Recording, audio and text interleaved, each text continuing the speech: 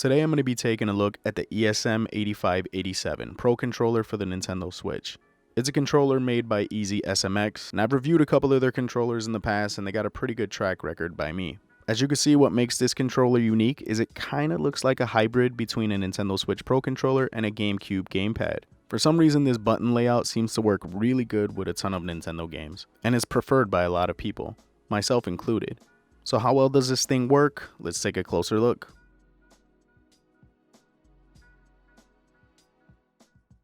Inside the box, you have the 8587 controller itself, a set of instructions, and a USB Type-C cable for charging.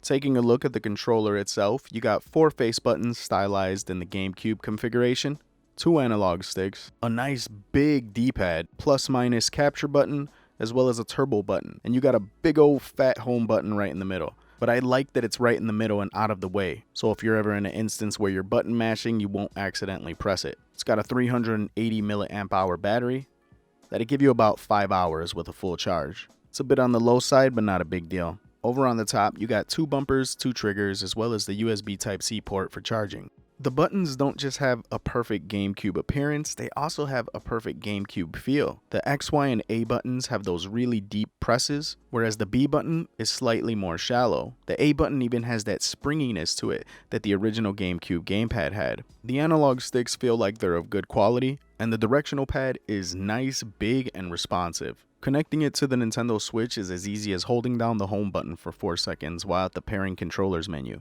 And once it's already connected, you just tap the home button once and the Switch will recognize it.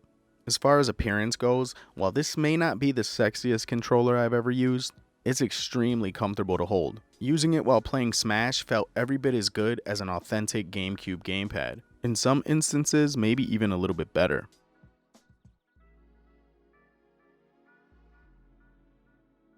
The 6-axis gyros and the vibration felt good as well. I will note, however, the controller does not have Amiibo support, which is a bummer, but it's definitely not a deal breaker.